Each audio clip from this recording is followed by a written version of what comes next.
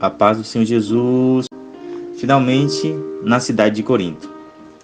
Corinto, que vai ser um dos lugares mais importantes do ministério de Paulo na sua segunda viagem missionária, onde a igreja vai crescer bastante. Corinto, sim, uma cidade bem diferente.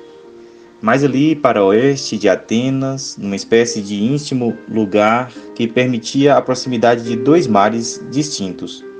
Uma cidade com um nível muito elevado de imoralidade. E Paulo chega lá e encontra o famoso casal Áquila e Priscila. E acaba ficando com eles e parte para a proclamação do Evangelho, quando os gregos estão sendo presenteados com esse presente, que é o Evangelho de Cristo anunciado por Paulo. E assim, ele começa a debater na sinagoga, convencendo a todos. Mas a resistência é muito grande. Paulo chega a dizer: olha, eu não vou mais perder tempo com vocês.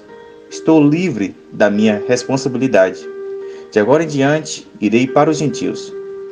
Atos vai mostrando como a maioria dos judeus fecham o coração para a mensagem de Cristo.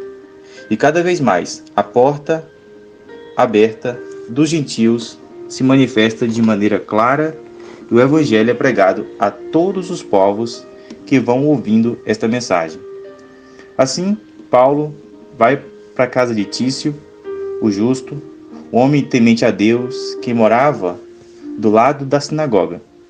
E ali, Crispo, chefe da sinagoga, se converte também.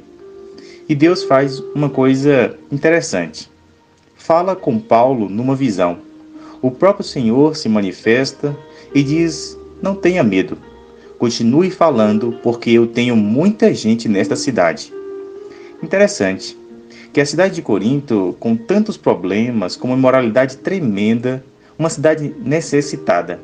Paulo gasta 1 ano e meio, diz o verso 11 do capítulo 18, ensinando ali a palavra de Deus.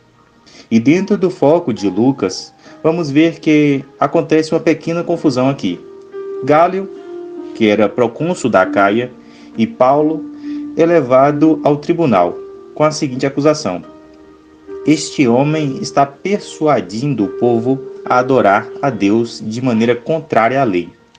O que Lucas quer mostrar é que os romanos não estão vendo nenhum perigo no cristianismo, apesar da acusação que procede dos judeus descrentes. E aqui então Gálio diz: olha, se vocês estivessem falando de algum crime, delito, sério, eu daria atenção para vocês. Seria razoável que eu os ouvisse. Mas, visto que é problema da lei de vocês, vocês resolvam isso. Expulsou todo mundo do tribunal, até o Sóstenes acaba levando uma surra ali, o chefe da sinagoga, que abriu o coração para o Evangelho.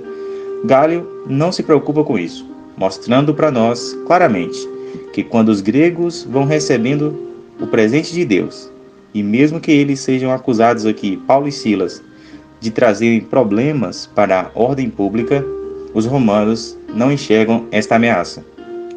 E assim vai terminar esta segunda viagem missionária na parte que segue do capítulo 18.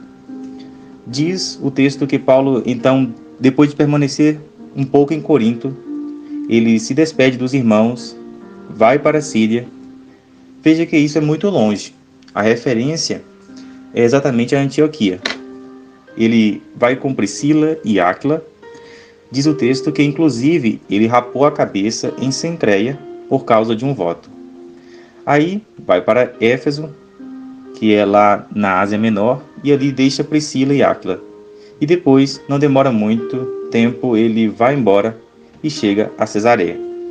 E depois volta para Antioquia, de onde ele saiu, começando a sua viagem missionária, que começou aí pelo final do ano 49, terminando no ano 52, quando a sua viagem se encerra, principalmente pela Grécia, quando eles receberam o grande presente de Deus, o Evangelho de Cristo.